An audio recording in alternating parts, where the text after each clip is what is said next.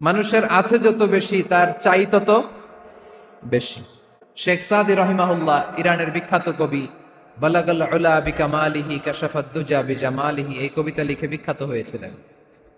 তো ওনার একটা সময় আর্থিক দৈন্যতা যাচ্ছিল, টাকা পয়সা ছিল না, ফলে পায়ে দেওয়ার মতো জুতা ছিল না। কি ছিল না? জুতা ছিল না। তো খুব আফসোস করে একদিন মনে মনে আল্লাহরে বলে, আল্লাহ, আমি এত বড় কবি, আমার পায়ে দেওয়ার মতো জুতা নাই। আহা! আফসোস করে ঘর থেকে বের হয়েছে, বের হয়ে দেখে এক ভিক্ষুক ভিক্ষা করে, ওই ভিক্ষুকের দুইটা পাই নাই। ভিক্ষুকের দুইটা, আর কবি সাহেবের কি নাই? জুতা নাই। কবি সাহেব যখন এই দৃশ্য দেখছে, হায় রে, আমার তো পা আছে, এর তো পাই নাই, সেজদায় পড়ে গেল। আর আল্লাহরে বলে, আল্লাহ শুকর আলহামদুলিল্লাহ, বেশ ভালো আছি, আর কিছু লাগবে না। এজন্য শান্তি হচ্ছে শুকর আলহামদুলিল্লাহর ভিতরে। শান্তি কিসের ভিতরে? শুকর আলহামদুলিল্লাহর ভিতরে। এজন্য আওয়াজ করে পড়েন আলহামদুলিল্লাহ। আপনার চাহিদার কোনোদিন শেষ হবে না। দেখবেন যার পা নাই, সে পা দেখে আফসোস করে, ইস, লোকটা হেঁটে যায়, কি সুন্দর যায়, আমি তো হাঁটতে পারি না, যদি হাঁটতে পারতাম, যদি দুইটা পা থাকতো। যার পা আছে, সে সাইকেলওয়ালাদেরকে দেখে আফসোস করে, ইস, আমার যদি একটা সাইকেল থাকতো তাহলে তার হাঁটা লাগতো না, সাইকেল দিয়ে বাজারে যেতাম। যার সাইকেল আছে, সে আবার হুন্ডাওয়ালাদেরকে দেখে আফসোস করে, ইস, একটা হুন্ডা যদি থাকতো তাহলে তো ভোঁ ভোঁ করা যাইতো না। হুন্ডাওয়ালারও আফসোস আছে প্রাইভেট কারওয়ালাদের দেখে, তারা আফসোস করে, ইস, আমার যদি একটা কার থাকতো তাহলে তো কার চালাইতে পারতাম। যাদের প্রাইভেট কার, এদেরও আফসোস আছে, ইস, আমার যদি একটা হেলিকপ্টার যদি থাকতো তাহলে তো উড়াল মারতে পারতাম, ঠিক না? হেলিকপ্টারওয়ালাদেরও আফসোস আছে, আমার যদি একটা জেট প্লেন থাকতো, jet plane, private jet plane, prince Waleed bin তালালের মতো 70% মেড অফ গোল্ড, তার একটা জেট প্লেন আছে, এটার 70% স্বর্ণ দিয়ে বানানো। তার মানে চাওয়ার কোনো শেষ আছে? নাই। সুখ শান্তি যদি চান, অলওয়েজ পড়বেন আলহামদুলিল্লাহ। কে পড়বেন? টাকা যার বেশি, টেনশন তার বেশি। সাধারণত টাকা যার বেশি, রোগ তার বেশি। টাকা যার বেশি, শান্তি তার কম। আপনি খোঁজ নিয়ে দেখেন, 1000 কোটি টাকার মালিক, ঘরে শান্তি নাই। স্ত্রীর সাথে মনোমালিন্য, স্ত্রী যায় একদিকে, উনি যায় আরেকদিকে। পোলায় কই যায়, পোলায় নিজেও জানে না। মেয়ের অবস্থা খারাপ, আরেক ছেলের সাথে হাঁটে। তো এই হচ্ছে এদের লাইফস্টাইল। সবাই না, আল্লাহওয়ালা যারা, তারা ভিন্ন।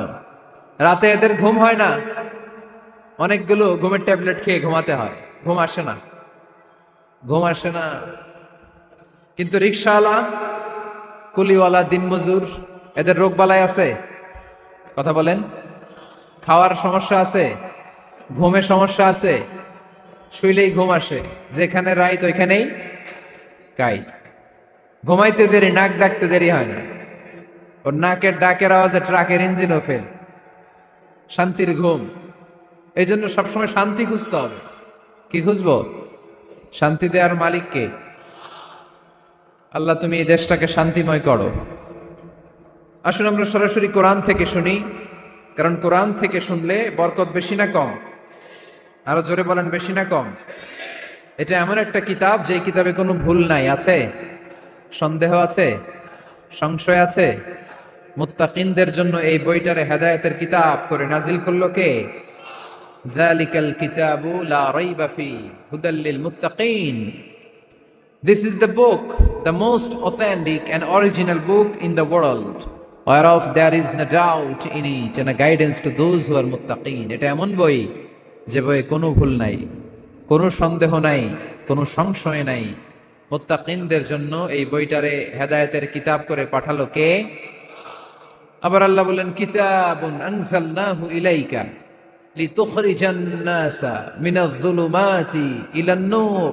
নবী হে, এই কিতাবকে আমি নাজিল করেছি অন্ধকারাচ্ছন্ন মানুষগুলোকে আলোর পথ দেখাতে, বামপন্থী গুলারে ডানপন্থী বানাতে, জাহান্নামী গুলারে জান্নাতি বানাতে। এই কিতাব যদি কেউ পড়ে, সে মানুষের মতো মানুষ হয়। ওই মানুষ কখনো অন্যায় করে না। এই কিতাব যে পড়ে এবং মানে, এই কিতাবের শিক্ষাকে যে নিজের মধ্যে ধারণ করে, সে কখনো মিথ্যা বলে না, মা বাবার সাথে বেয়াদবি করে না। ওই আলোকিত মানুষটা কখনো টেন্ডারবাজি করে না, চাঁদাবাজি করে না, দুর্নীতিতে চ্যাম্পিয়ন হয় না, ক্যাসিনো ব্যবসায় নামে না। এই কোরআন যারা বুকে ধারণ করে এরা কোনোদিন পেঁয়াজের দাম বাড়ায় না, জোরে বলেন ঠিক কিনা। এরা কখনো তাদের কোনো কাজে জনমানুষের ক্ষতি করে না, এরা সব সময় কল্যাণের পক্ষে, এরা মানবতার পক্ষে, এরাই হচ্ছে আলোকিত মানুষ, ঠিক কিনা। মানুষ হওয়া পৃথিবীতে বড় কঠিন। খালি চোখে যা দেখেন এগুলো মানুষ না, এগুলো জনসংখ্যা। এগুলো কি? এজন্য বলা হয় বাড়ছে জনসংখ্যা, কমছে মানুষ। বাড়তেছে কি, কমতেছে কি? মানুষ। গরুর পেট থেকে বেরোলেই ওটা গরু হয়ে যায়, ছাগলের পেট থেকে বেরোলেই ওটা ছাগল হয়ে যায়, মুরগির পেট থেকে বেরোলেই ওটা মুরগি, কিন্তু মানুষের পেট থেকে বেরোলেই ওটা মানুষ হয় না, ওটার মানুষ বানাইতে হয়, তাই না? আবার গরুকে কেউ কোনোদিন বলে না এই তুই গরুর মতো গরু হ, বলে শরীয়তপুরে? আপনারাও বলেন না? ছাগলরে কেউ কোনোদিন বলছে এই তুই ছাগলের মতো ছাগল হ, কিন্তু মানুষকে বলা হয় তুমি মানুষের মতো মানুষ হও। কোরআন পড়লে মানুষের মতো মানুষ হওয়া যায়, ঠিক কিনা।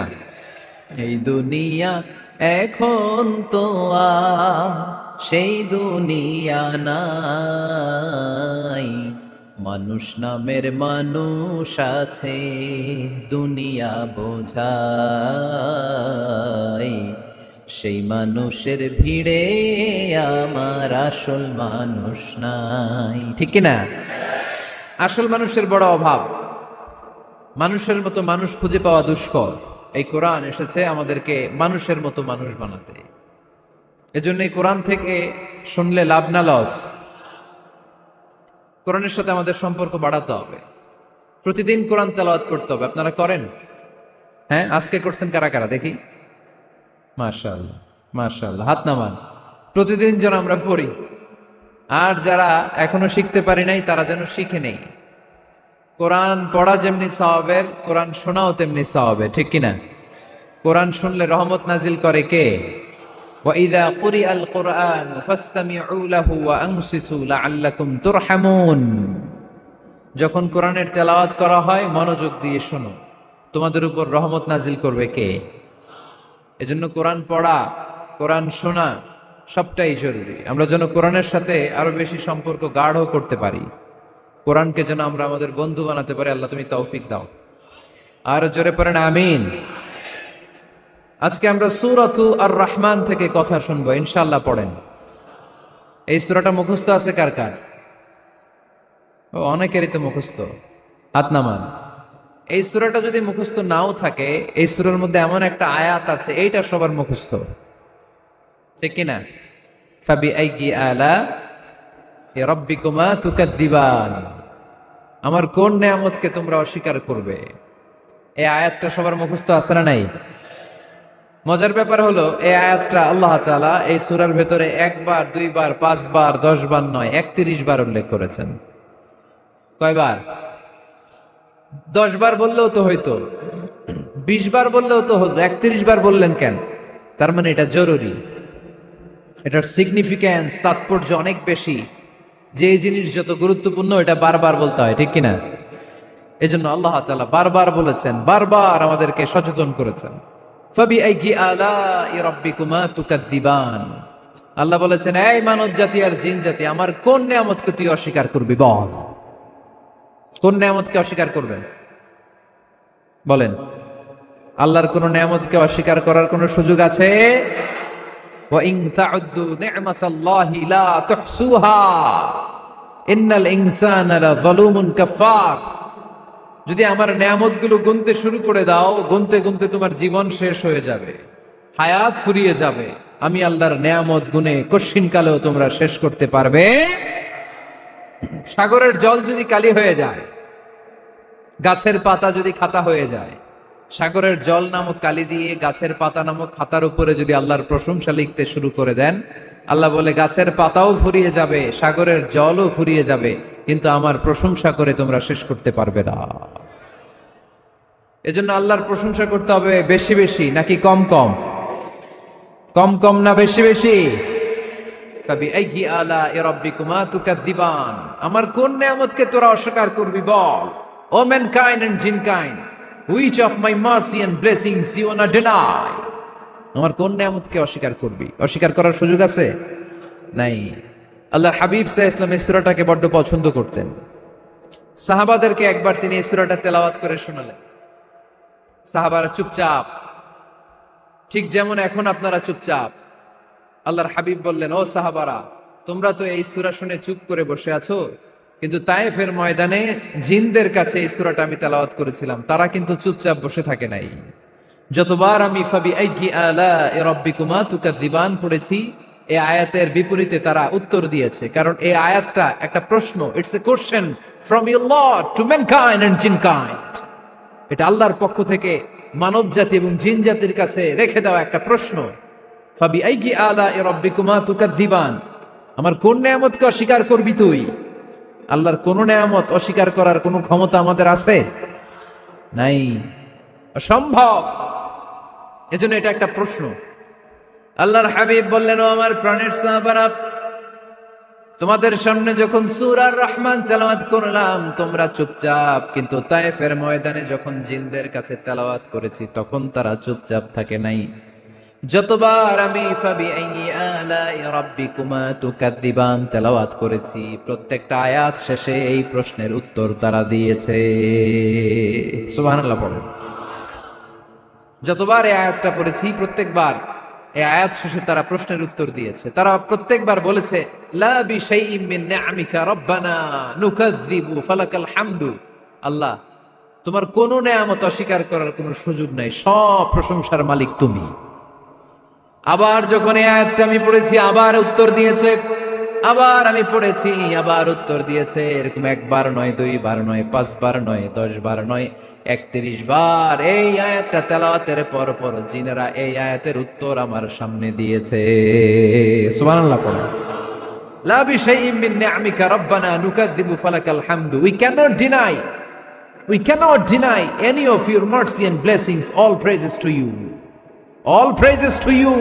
সব ক্ষমতার মালিক একজন, চিল্লায় বলতে হবে, তিনি কে? তিনি হচ্ছেন আল্লাহ। সূরাতু আর রহমান, সূরার নাম কি? আরো জোরে বলেন। কোরআনের 55 নম্বর সূরা এটা। কত নাম্বার? আয়াত আছে 78টা। কয়টা? সূরাটা মাক্কি সূরা। কি সূরা? এবার প্রশ্ন করে উত্তর দেন। এই সূরাটা কোরআনের কততম সূরা? 55। আয়াত কয়টা? 78টা। মাক্কি না মাদানী? মাশাআল্লাহ, এই তো আপনারা উত্তর করতে পেরেছেন। এই সূরাটার একটা চমৎকার নাম আছে। বাইহাকী শরীফে আল্লাহর হাবিব সাল্লাল্লাহু আলাইহি ওয়াসাল্লাম ইরশাদ করেন, ইন্না লিকুল্লি শাইইন আরুস ওয়া আরুসুল কুরআনি সূরাতু আর রহমান। আল্লাহর হাবিব বললেন, সবার জন্য একজন নববধূ আছে, কোরআনেরও একটা নববধূ আছে। কোরআনের নববধূর নাম হচ্ছে সূরা আর রহমান। আওয়াজ করে সুবহানাল্লাহ বলতে পারলেন না? নববধূ বুঝেন তো? হ্যাঁ, নতুন বউ। নববধূ মানে কি? আল্লাহর হাবিব বললেন, ইন্না লিকুল্লি শাইইন আরুস ওয়া আরুসুল কুরআনি সূরাতু আর রহমান। সবার জন্য একটা নববধূ আছে, কোরআনেরও একটা নববধূ আছে। কোরআনের নববধূর নাম সূরা আর রহমান। নববধূ যেমনি বাসর রাতে হাতে পায়ে আলতা মেখে, বেনারসি শাড়ি পরে, লিপস্টিক দিয়ে, খোপায় ফুল দিয়ে, জুয়েলারি পরে, অর্নামেন্টস পরে, মেকআপ করে, পার্লারিং করে তার স্বামীর জন্য ওই রাতে সে নিজেকে উজাড় করে সাজায়, ঠিক কিনা? ঠিক তেমনি আল্লাহ তাআলা এই দুনিয়াতে আমাদেরকে কি কি নিয়ামত দিয়েছেন, আবার কি কি নিয়ামত জান্নাতে গেলে দিবেন, তার সব কিছু বর্ণনা করে এই সূরাটাকে তিনি উজাড় করে সাজিয়েছেন। সূরাটার নাম কি? আরো জোরে বলেন, কি নাম? আর রহমান। একটা দুর্বল বর্ণনায় এসেছে, দুর্বল বর্ণনায়, যে আল্লাহ তাআলা, স্বয়ং আল্লাহ তাআলা জান্নাতে জান্নাতীদেরকে এই সূরা আর রহমানটা নিজ কণ্ঠে তেলাওয়াত করে শোনাবেন। আমরা আল্লাহর কণ্ঠের তেলাওয়াত শুনতে চাই কি চাই না? আল্লাহর তেলাওয়াত কি আমাদের মতো তেলাওয়াত? আল্লাহ দেখতে কি আমাদের মতো? লাইসা কামিসলিহি শাই, তার মতো কেউ নাই।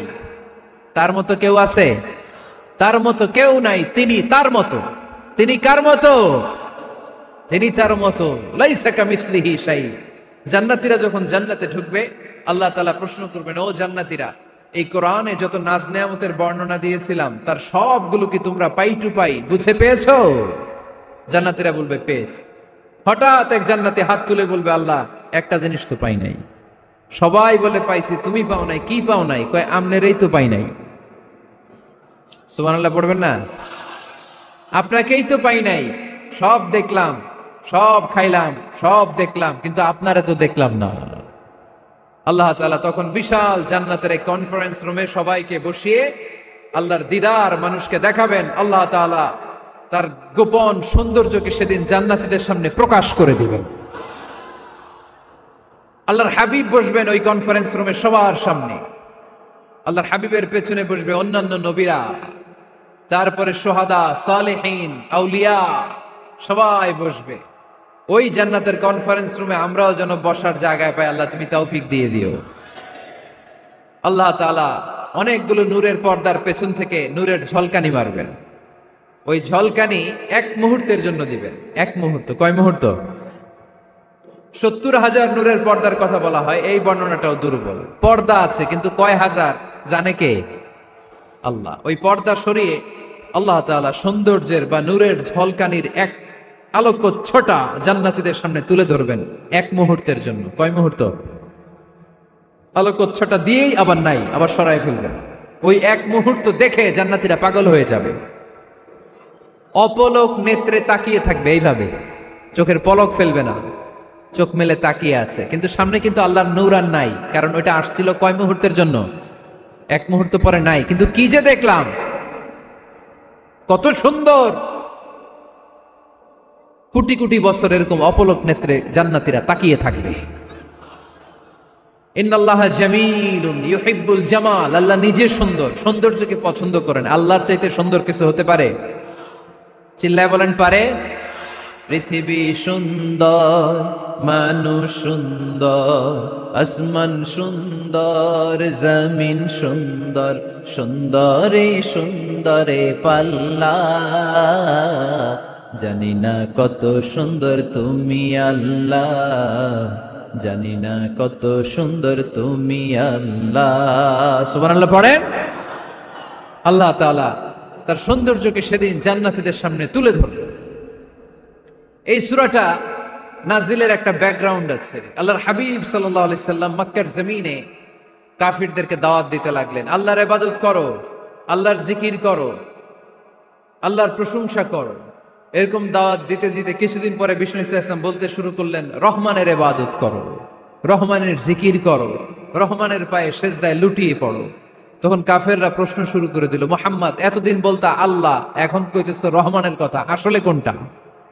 আল্লাহরে তো আমরা চিনি, রহমানরে তো আমরা চিনি না। আল্লাহর দাওয়াত দিচ্ছ, আল্লাহর গুণগান গাইছো, আল্লাহকে আমরা চিনি জানি, কিন্তু রহমানটা আবার কে? সে আবার কবে আসলো, কোত্থেকে আসলো, কবে থেকে আছে, কতদিন থাকবে? রহমানরে তো আমরা চিনি না। ওরা রহমান চিনে না। এজন্য আল্লাহ তাআলা রহমানকে চিনায় দেওয়ার জন্য আর রহমান নামে একটা সূরা নাজিল করে দিলেন। وَإِذَا قِيلَ لَهُمُ اسْجُدُوا لِلرَّحْمَنِ قَالُوا وَمَا الرَّحْمَنُ। যখন তাদেরকে বিশ্বনবী বললেন রহমানের পায়ে সিজদা দাও, রহমানের জন্য সিজদায় লুটিয়ে পড়ো, ক্বালু ওয়ামার রহমান, তারা বলল রহমানটা আবার কে? রহমান কে? আল্লাহ চিনি, রহমানরে তো চিনি না। এখন রহমানকে এটা চিনানোর দরকার আছে না নাই?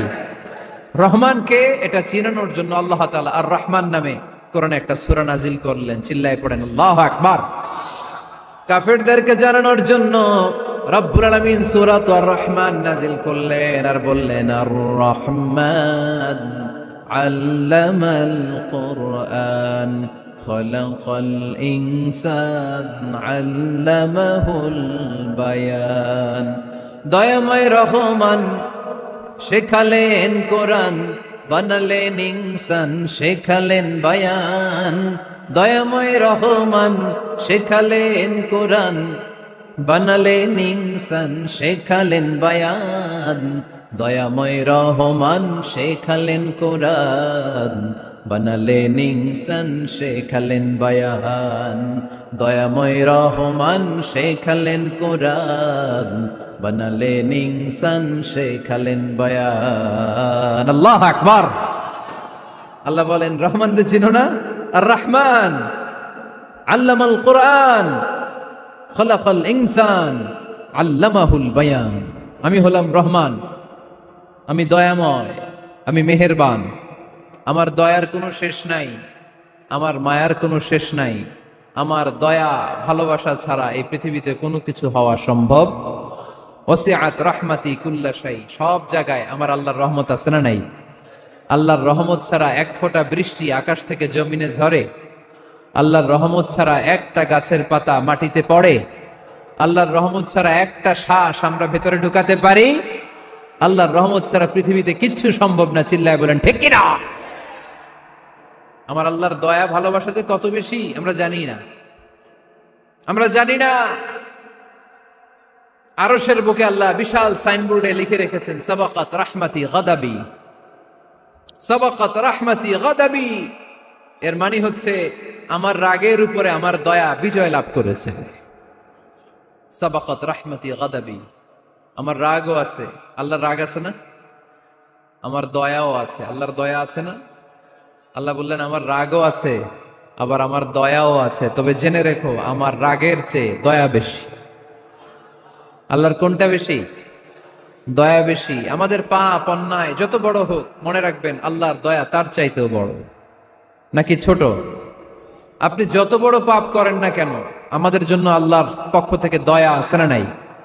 বনি ইসরায়েলের এক লোক সিরিয়াল কিলার ছিল, খালি মার্ডার করতো, সিরিয়াল মার্ডার।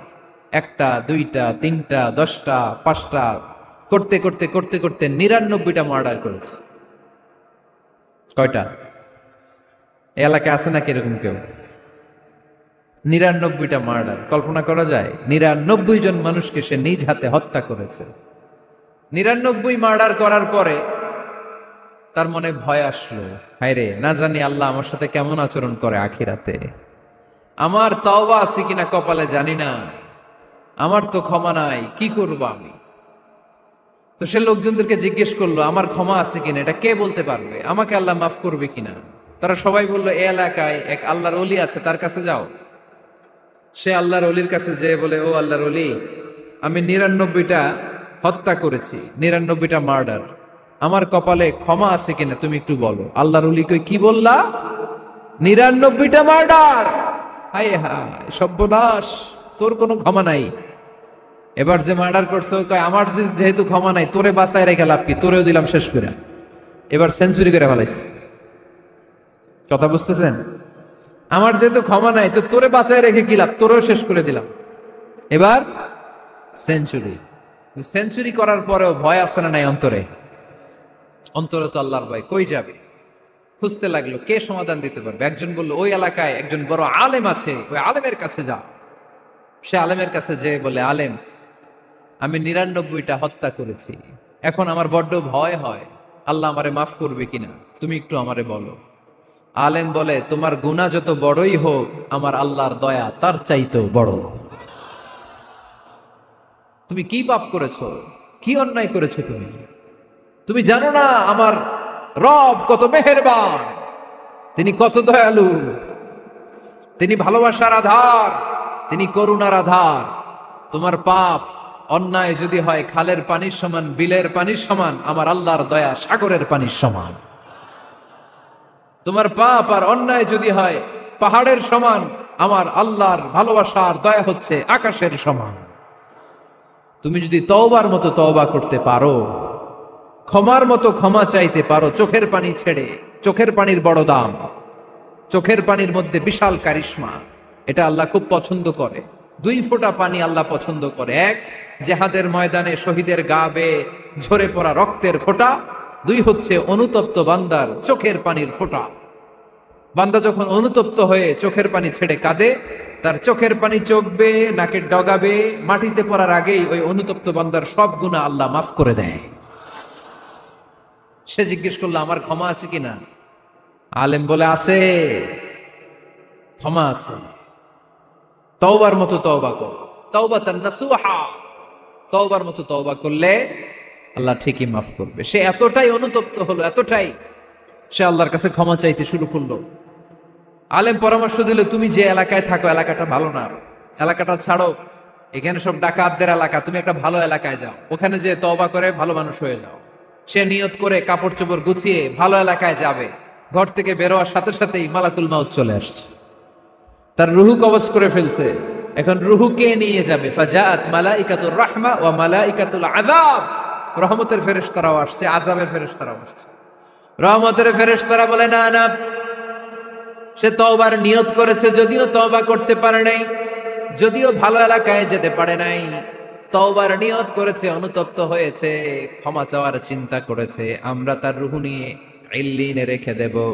আযাবের ফেরেশতারা বলে না না, ৯৯টা হত্যা করার পরে আরো একটা হত্যা করে সেঞ্চুরি করেছে, এখনো তো ভালোভাবে তওবা করতে পারে নাই, তার রূহটা নিয়ে আমরা সিজ্জিনের ভেতরে ঢুকায়ে দেব। দুই দল ফেরেশতার মারামারি, এ বলে আমরা নিব, এ বলে আমরা নিব, ঝগড়া আছে না নাই?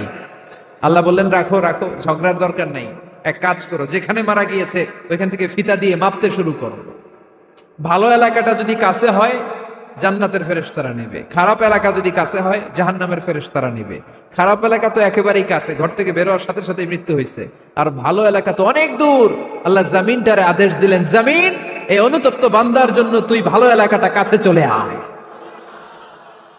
ভালো এলাকাটার জামিনটা তুই সংকুচিত হয়ে যা, যদিও ঘর থেকে বের হয়েছে একেবারে কাছে, খারাপ এলাকা হাজার হাজার মাইল দূরে চলে যা। ফিতা দিয়ে মাপ দিয়ে দেখে সর্বনাশ, ভালো এলাকাটা তো একেবারেই কাছে, খারাপ এলাকাটা অনেক দূরে। আল্লাহর ফয়সালা অনুযায়ী রহমতের ফেরেশতারা তার রূহকে নিয়ে জান্নাতের ভেতরে ঢুকিয়ে দিয়েছে। ৯৯টা হত্যা করার পরে আরো একটা হত্যা করে সেঞ্চুরি, ১০০টা খুন করছে। আপনি কয়টা করছেন? আমি কয়টা করছি? তো ১০০টা খুন করে যদি ও মাফ পেতে পারে আমার আল্লাহর কাছ থেকে, আমরা কি ক্ষমা পেতে পারি না? ওর পাপের কাছে আমাদের পাপ কি? কয় ওয়াক্ত নামাজ ছাড়ছেন আপনি? কয়টা মিথ্যা কথা বলছেন? কতবার ঘুষ খাইছেন? কত টাকা সুদে লাগাইছেন? কত অন্যায় করছেন? কত জুলুম করেছেন? মনে রাখবেন, আপনার পাপ, আপনার অন্যায়, আপনার জুলুম যত বড় হোক না কেন, আমার আল্লাহর দয়া তার চাইতেও বড়। এজন্য আল্লাহ নিজের পরিচয় দিয়ে বললেন, আর রহমানু আল্লামাল কুরআন খালাকাল ইনসান আল্লামাহুল বায়ান। আমি রহমান, আমি দয়ার সাগর। আমি কি? আল্লাহ তুমি দয়ার সাগর, রহমানুর রহিম, তোমার দয়ায় পূর্ণ আমার সারানিশিদিন, তোমার দয়ায় পূর্ণ আমার সারানিশিদিন। আলহামদুলিল্লাহ পড়েন। তাহলে বুঝতে পারলাম আমার আল্লাহর দয়ার কোনো শেষ আছে? চিল্লায় বলতে হবে আছে। কয়শো টুকরা? সবাই শুনতেছেন? কষ্ট হচ্ছে তো উত্তর দিচ্ছেন না যে? কত টুকরা করলেন? ১০০। ১০০ টুকরা করে ৯৯ টুকরা দয়া ভালোবাসা আল্লাহ তাআলা নিজের কাছে রেখে দিলেন, আর ১ টুকরা দয়া আর ভালোবাসা আল্লাহ তাআলা গোটা বিশ্বের সবার মাঝে ভাগ করে দিলেন। আমরা সবাই মিলে পাইছি কয় টুকরা ভালোবাসা? উনি রেখে দিয়েছেন কয় টুকরা? ওই ১ টুকরার কিছু অংশ আমিও তো পাইছি, তাই না? আপনি পেয়েছেন, আমরা সবাই পেয়েছি, গোটা বিশ্বের সবাই, আদম আলাইহিস সালাম থেকে শুরু করে কিয়ামত পর্যন্ত যারা আসবে, এসেছিল এবং এখন আছে, সবাই মিলে কয় টুকরা? ওনার কাছে কয় টুকরা? কিন্তু এই ১ টুকরা যে আমরা সবাই ভাগে যোগে পাইলাম, আমাদের ভালোবাসার নমুনা দেখছেন? একজন আর একজনের ভালোবেসে বলে আত্মহত্যা করে ফেলে, আছে না নাই? আছে না? আহা, সালমান শাহ মারা গেছে, এই দেশের কয়েকটা মেয়ে গলায় রশি দিয়ে আত্মহত্যা করছে, শুনছেন? আহা, অমুক সেলিব্রিটির কি হয়েছে, ছাদ থেকে লাফ দিয়ে পরে মাথা ফাটায় ফেলছে। ভালোবাসা আছে না নাই? যারে ভালোবাসে তার নাম আবার ছেলেরা হাতের মধ্যে কেটে কেটে লেখে। শরীয়তপুরে এগুলো নাই আলহামদুলিল্লাহ। হ্যাঁ, প্লাস দিয়ে লেখে, প্লাস। ধরেন আব্দুল্লাহ প্লাস শামিমা, তো এ প্লাস এস, রক্ত দিয়ে লেখে, রক্ত। আমি অবাক হই, নিডেল, সুই, সুই দিয়ে কেটে কেটে লেখে আব্দুল্লাহর এ প্লাস শামিমার এস। কি ভালোবাসা! 1 ভাগ ভালোবাসার ছিটে ফোটা সবাই মিলে পাইছে। এটা ঠেলা যদি এরকম হয়, তাহলে যিনি 99 ভাগ ভালোবাসা রেখে দিয়েছে তার ভালোবাসা বেশি না কম? দেখেন, ছোট্ট বাচ্চাটা রাতে খেতে চায় না, মা যদি বলে খাও, বলে না, খাবো না। আব্বু অফিস থেকে আসুক, আব্বুর কোলে বসে বসে আব্বু আর আমি একসাথে খাবো। এই ছোট্ট বাচ্চাটা কিছু বোঝে না, কিন্তু তারপরও তার বাবার জন্য ভালোবাসা তার হৃদয়ে ঢুকাই দিছে কে? আপনাদের এলাকায় মুরগি পালেন না আপনারা? মুরগি যখন বাচ্চা নিয়ে হাঁটে, দেখবেন মুরগি ছানা ধরা যায় না। ধরতে গেলে মা মুরগিটা কি করে? কামড় দিতে আসে। এই ছোট্ট বাচ্চাগুলোর জন্য মা মুরগিটার হৃদয়ের ভিতরে ভালোবাসা ঢুকাই দিল কে? আহা! আমি পত্রিকাতে এমনও দেখেছি, বন্যায় এক মা পানি খেতে খেতে খেতে খেতে খেতে খেতে মরে গিয়েছে, কিন্তু শিশুটাকে একটা বালতির মধ্যে চাপিয়ে মাথায় তুলে ধরে রেখেছে। মা পানি খেতে খেতে নিজের জীবনকে বিলিয়ে দিয়েছে, কিন্তু বাচ্চাটা মরে নাই। বাচ্চার জন্য কি ভালোবাসা! এই ছোট্ট বাচ্চার জন্য মায়ের হৃদয়ে জান স্যাক্রিফাইসের মতো এই ভালোবাসা ঢুকাই দিল কে?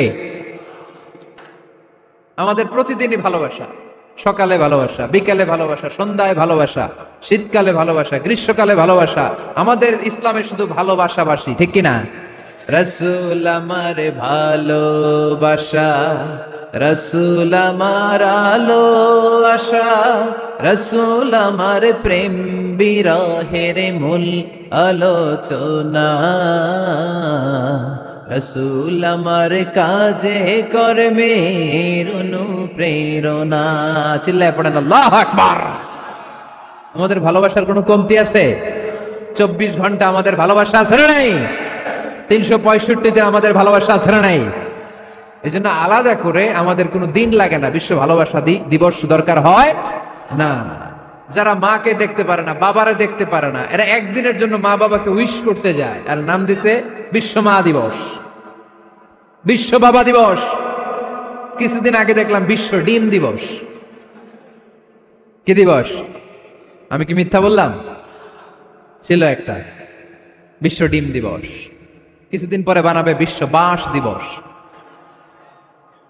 যে যারে বাঁশ দিতে পারে। এরপর একটা বানাইছে শুনলাম বিশ্ব চিন্তা দিবস। তো এটা কি দিবস? কয় এই দিন আমরা সবাই মিলে চিন্তা করি যে আসলে আমাদের কি চিন্তা করা দরকার, আছে না নাই? তো এই যে ওরা বিশ্ব মা দিবস, international mother day, international father day, মা দিবস, বাবা দিবস, বছরে একবার ওল্ড হোমে রেখে আসে, বৃদ্ধাশ্রমে। যেহেতু সারা বছর বৃদ্ধাশ্রমে, বছরে একদিনও যদি মারে স্মরণ না করি কেমন হয়? তো একদিন ওই মা দিবসে মারে একটা কার্ড দিয়ে উইশ করে আসে, কিছু টাকা দিয়ে আসে।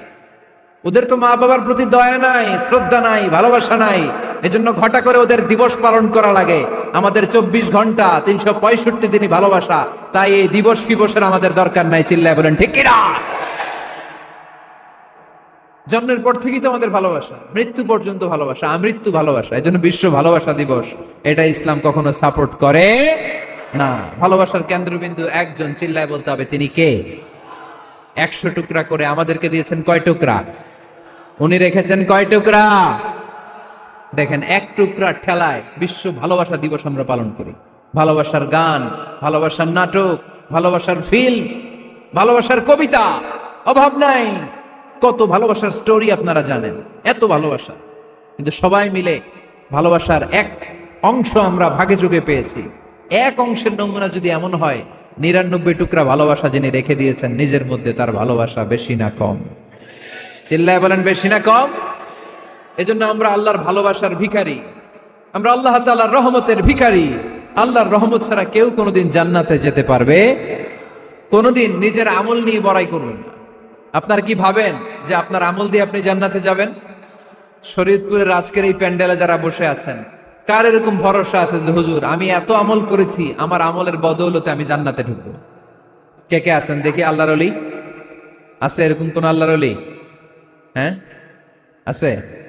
নাই। আল্লাহর হাবিব বললেন, আল্লাহর রহমত ছাড়া, ভালোবাসা ছাড়া কেউ কোনোদিন জান্নাতে ঢুকতে পারবে? আম্মা জান আয়েশা বললেন, ইয়া রাসূলুল্লাহ আপনিও না? আল্লাহর হাবিব বললেন, না আমিও না, তবে আল্লাহর রহমত তার দয়া সেদিন আমাকে ঘিরে রাখবে। মান নুকিশা উযিবা, যার হিসাব আল্লাহ সেদিন চাইবেন সে ধরা খেয়ে যাবে। সব সময় আল্লাহর কাছে এই দোয়াটা যেন আমরা করি, আল্লাহ কিয়ামতের দিন তুমি আমার হিসাব নিও না, আল্লাহ তুমি আমার বিচার বসিও না, আল্লাহ তুমি দয়া করে আমারে মাফ করে দিও। আল্লাহ যার বিচার করবেন ও জাহান্নামে যাবে, আর যার বিচার করবেন না সে জান্নাতে যাবে। আল্লাহ যদি বিচার করে আর পাই টু পাই হিসাব নেয়, নামাজ পড়লি না কেন, রোজা রাখলি না কেন, মিথ্যা বললি কেন, খাদ্যে ভেজাল দিলি কেন, মাছে ফরমালিন দিলি কেন, যৌতুক খাইলি কেন, ঘুষ খাইলি কেন, উল্টাপাল্টা করলি কেন, জিনা করলি কেন, একটার পর একটা প্রশ্ন বানে যদি সেই ভয়ঙ্কর দিনে আল্লাহ আমাদেরকে জর্জরিত করে, আমাদের কোনো উত্তর আছে? সেদিন আমাদের বাঁচার কোনো উপায় আছে? তাই আমরা সবাই আল্লাহর কাছে দোয়া করবো, আল্লাহ কোনো বিচার টিচার মানি না, কোনো বিচার করতে পারবে না, দয়া করবা। কথা কয় না? কি করবে?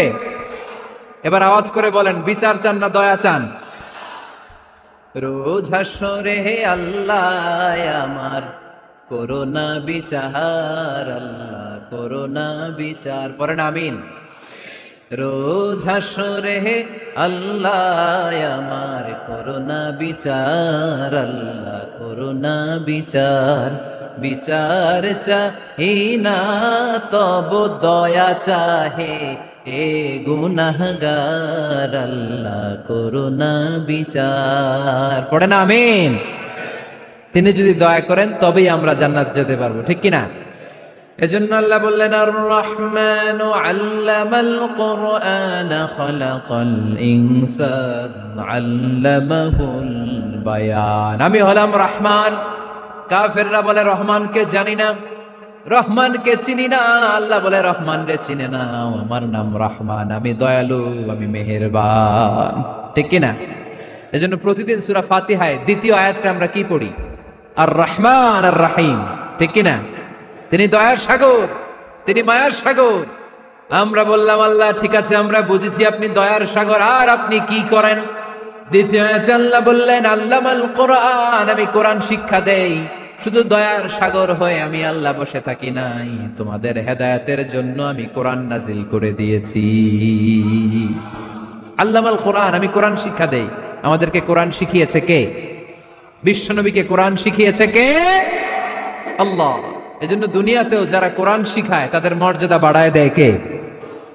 বাংলার জমিনে যারা কোরআন শরীফ শিখায় এদের মর্যাদা সবচেয়ে কম, এদের বেতন সবচেয়ে কম, এরা সমাজে সবচেয়ে বেশি অবহেলিত, ঠিক কি না? তা আল্লাহর কাছে এরা সবচেয়ে বেশি সম্মানিত। আল্লাহর হাবিব বললেন, খায়রুকুম মান তাআল্লামাল কুরআন ওয়া আল্লামাহু, তোমাদের মধ্যে আল্লাহ তাআলার কাছে সবচাইতে প্রিয় শ্রেষ্ঠ ওই মানুষটা যে নিজে কোরআন পড়ে আবার অন্যরে পড়ায় দেয়। সুবহানাল্লাহ পড়েন। আপনি যদি কাউরে শুধু সূরা ফাতিহাটা শিখান, কোন সূরা? সূরা ফাতিহাটা যদি শিখায় দেন, সে যতদিন সূরা ফাতিহা তেলাওয়াত করবে ওই তার তেলাওয়াতের একটা পার্সেন্টেজ সওয়াব আপনার আমলনামায় আছে না নাই?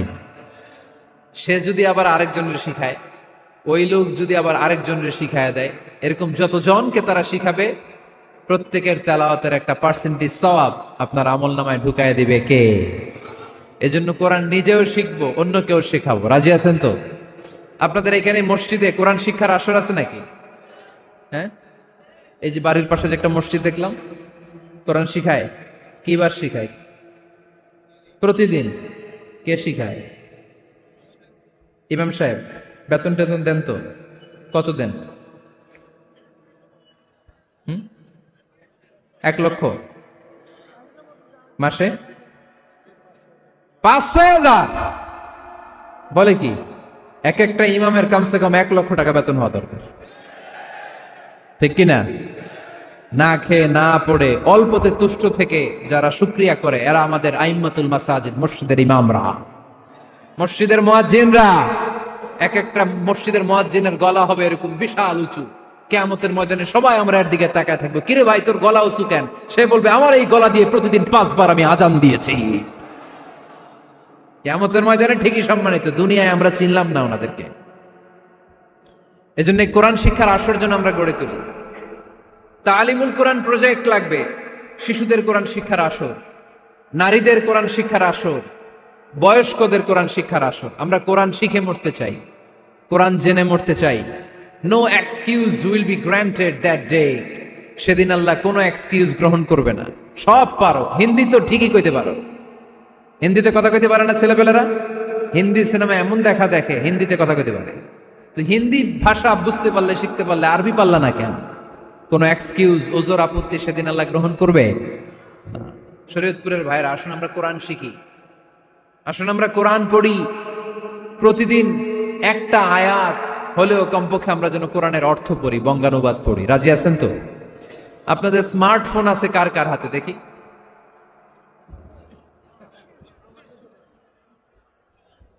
আপনারা কি অ্যানালগ? স্মার্ট আপনি? মাশাআল্লাহ। তোমরাও কি স্মার্ট? হ্যাঁ, ঠিক আছে, হাত নামাও, হাত নামান সবাই। তো এই যে স্মার্টফোন আসছে স্মার্ট বানাইতে, যেই ফোনের মধ্যে কোরআন নাই সে আনস্মার্ট, ঠিক কিনা? যার মোবাইলের ভেতরে কোরআনের অ্যাপস আছে, ডাউনলোড করে অ্যাপস রেখেছে, সেই হচ্ছে আসল smart. He is the real hero, he is the real smart. এজন্য মোবাইলের অ্যাপসের ভেতরে কোরআন ঢুকাইতে হবে। শরীয়তপুরের ছেলেরা খুব সহজ, অ্যান্ড্রয়েড সেট ইউজ করলে প্লে স্টোরে যাও, যে তুমি বাংলা কোরআন লিখে চলে আসবে। আইফোন যদি ইউজ করো অ্যাপ স্টোরে যাও, ওখানে যে বাংলা কোরআন লিখে চলে আসবে। সহজ।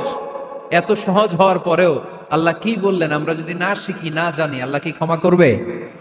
যা বলার সব আল্লাহ বলে দিয়েছে এই কোরআন। এই কোরআনে শুরু হয়েছে বিসমিল্লাহির রহমানির রহিম দিয়ে, মানে বা দিয়ে। কি দিয়ে?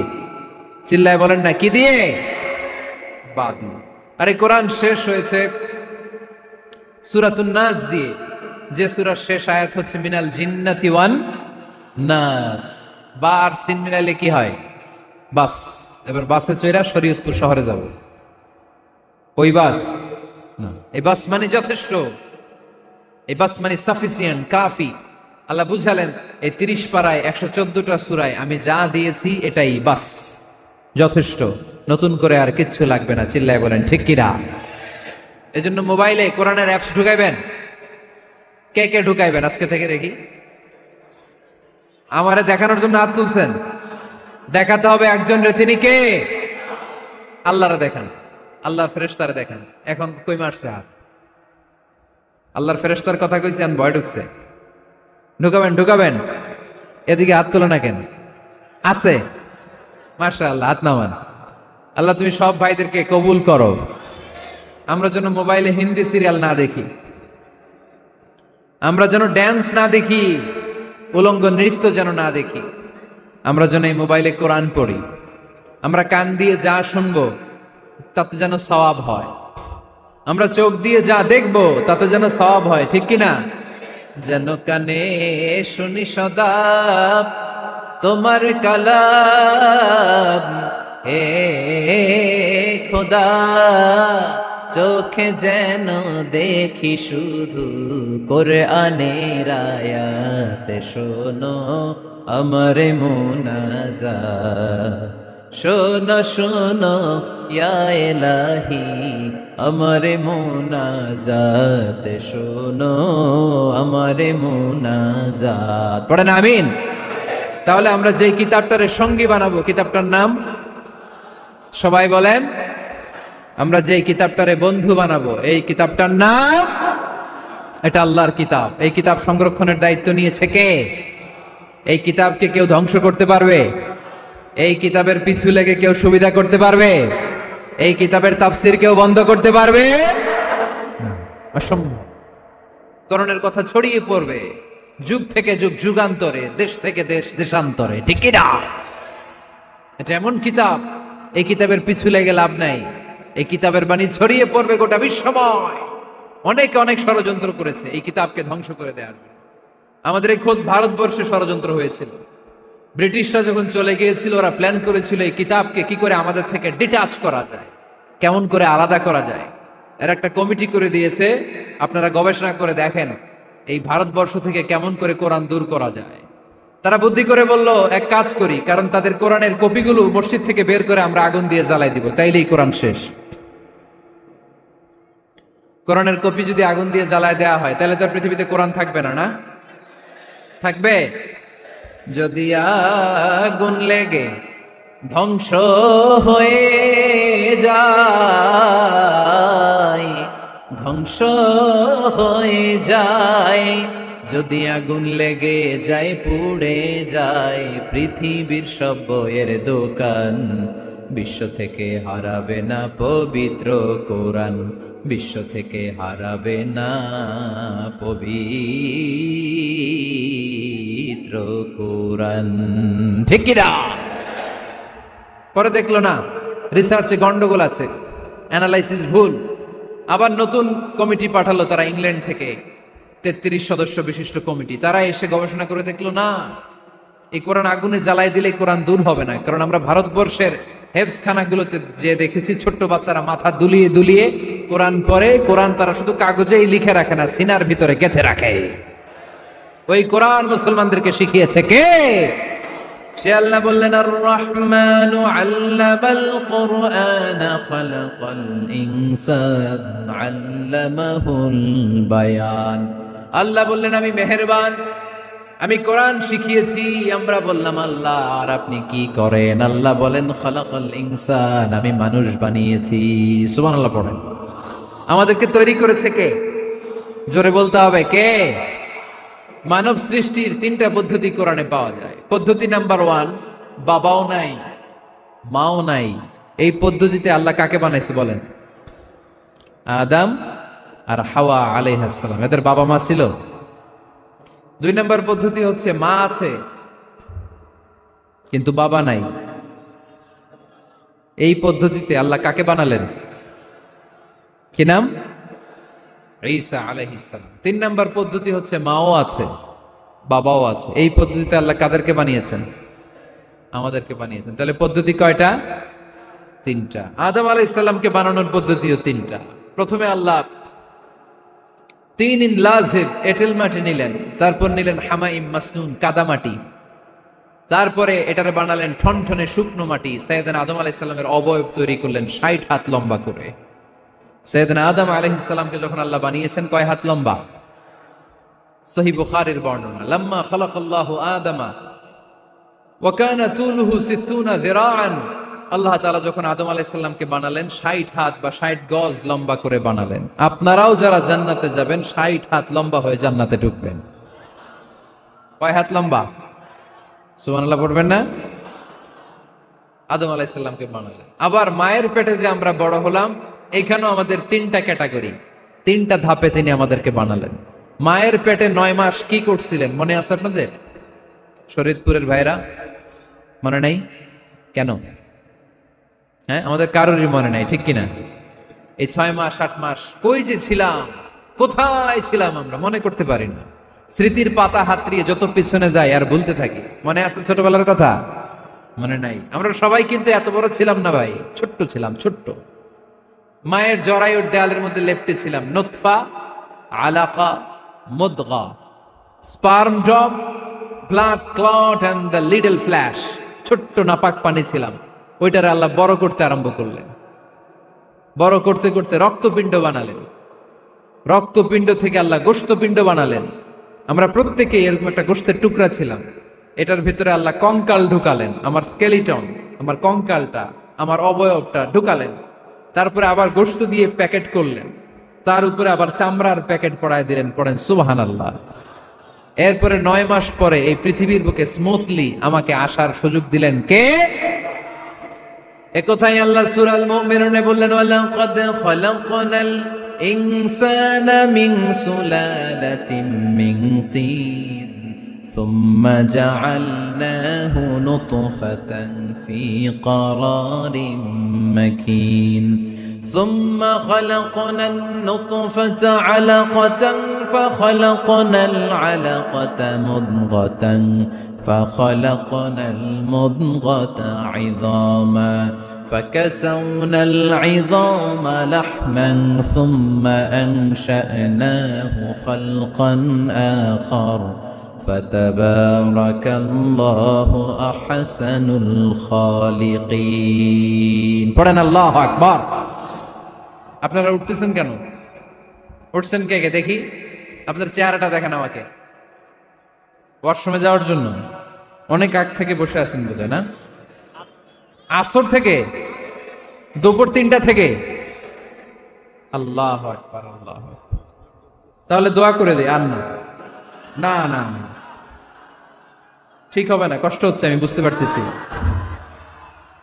আরো কয়েক মিনিট শুনবেন? পড়েন পড়েন, লিল্লাহে তাকবীর, লিল্লাহে তাকবীর, লিল্লাহে তাকবীর। মায়ের পেটে আমাদেরকে তৈরি করলো কে? আল্লাহ। 10 মাস আমাদেরকে খাবার দিল কে? অক্সিজেন দিল কে? দেখেন, দুনিয়ার কেউ কিন্তু আমার খোঁজ নিতে পারে নাই, ভিতরে যে পারছে, ওই গোপন জায়গায় একজন আমার রিজিক দিত। তিনি কে? আমার নাভির সাথে আমার মায়ের জরায়ুর একটা কানেকশন ছিল। ওই একটা লাইন দিয়ে আমাদের সবাইকে আল্লাহ খাবারের ব্যবস্থা করেছেন, পানির ব্যবস্থা করেছেন, বাতাসের ব্যবস্থা করেছেন। দুনিয়ায় আসার সাথে সাথে দুনিয়ার মানুষরা ওই খাবারের লাইনটা কেটে দেয়, ঠিক কিনা? শরীয়তপুরে বোধে রেখে দেয়। কি করে? কাটাপ। দেখবেন সিজার করার পরে বাচ্চাদেরকে বের করে কেচি দিয়ে যারা সিজার করে ডাক্তাররা কি করে? কেটে দেয়। বাচ্চার পা ধরে মাথাটা নিচু করে নিতম্বের মধ্যে থাপ্পড় মারে কয়েকটা, তারপরে বাচ্চা ওয়া ওয়া করে কেঁদে ওঠে, ঠিক কিনা?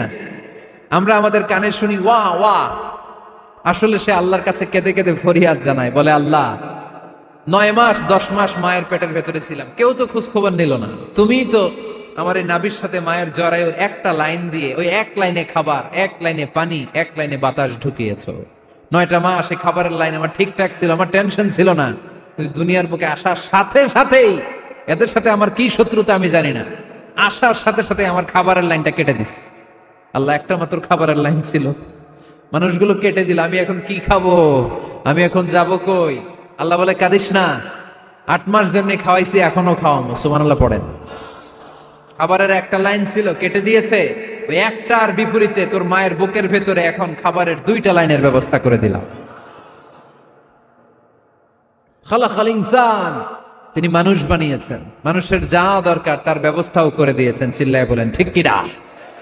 এজন্য আল্লাহ বললেন আর রহমানু আল্লামাল কুরআন খালাকাল ইনসানা আল্লামাহুল বায়ান। আমি মেহেরবান, আমি তোমাদের কোরআন শিখিয়েছি, আমি মানুষ তৈরি করেছি, আমি তোমাদেরকে ভাষা শিক্ষা দিয়েছি।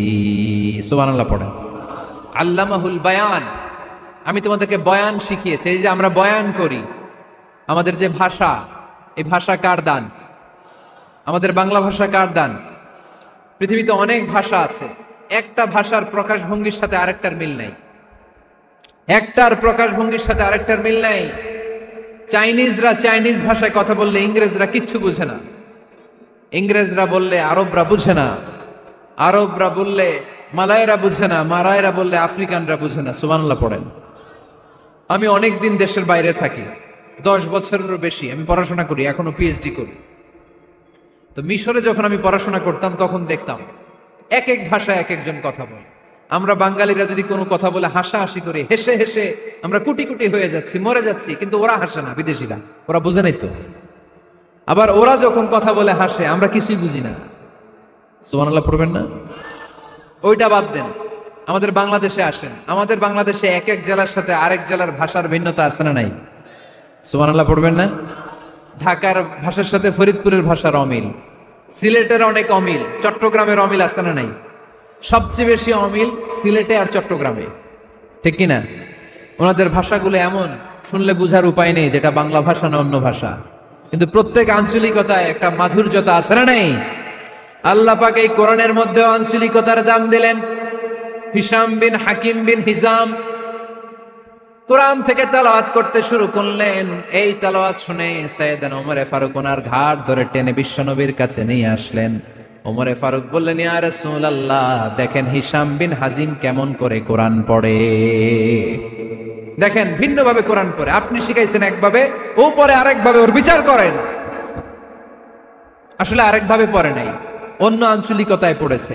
যেমন আমরা পড়ি ওয়াদ-দুহা ওয়াল-লাইলি ইযা মা ওয়াদ্দাআকা রাব্বুকা ওয়া মা ক্বালা ওয়ালাল আখিরাতু খায়রুল লাকা মিনাল উলা।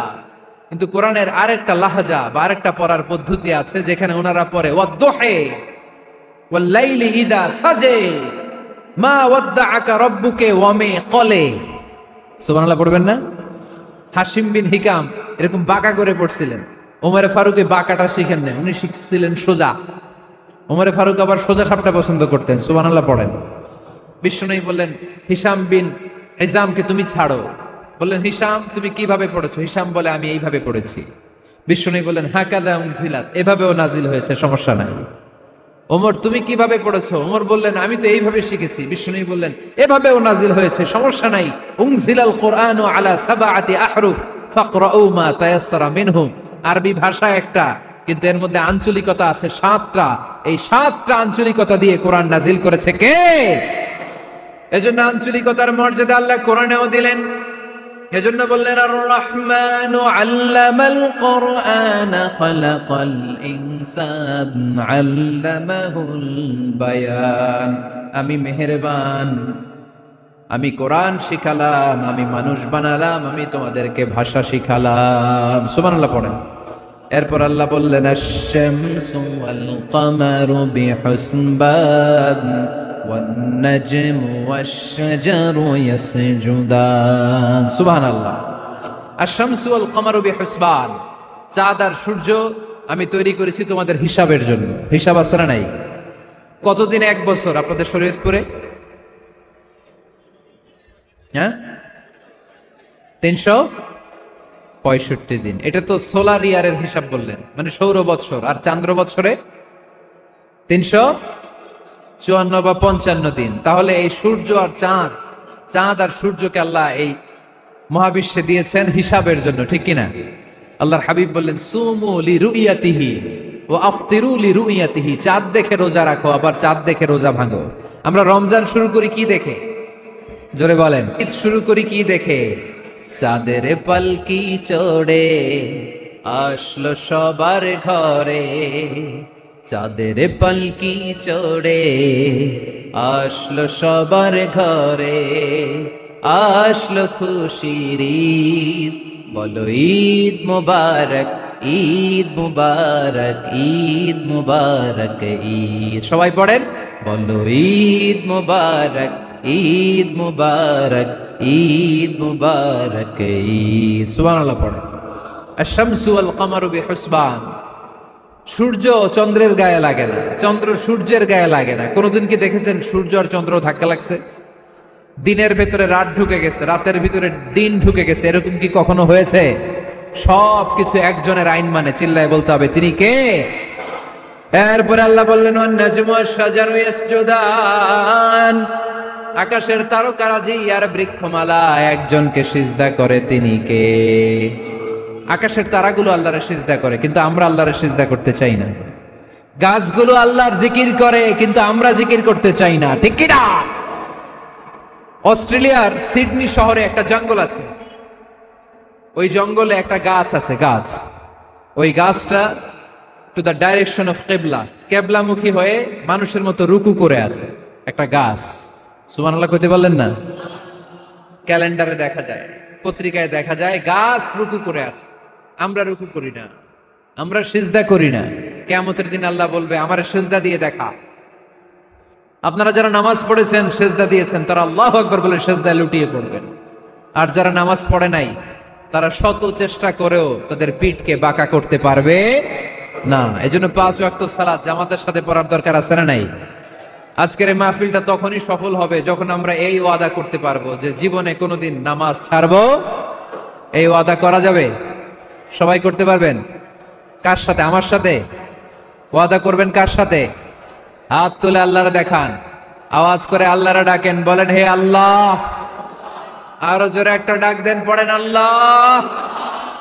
হাত তুলে ওয়াদা করলাম 5 ওয়াক্ত সালাত জামাতের সাথে আদায় করার চেষ্টা করব, তুমি তৌফিক দাও, আমিন। আর জোরে আমিন। সূরা আর রহমানের শিক্ষা হচ্ছে যে সব সময় আমরা ভরসা রাখবো একজনের উপর, তিনি কে?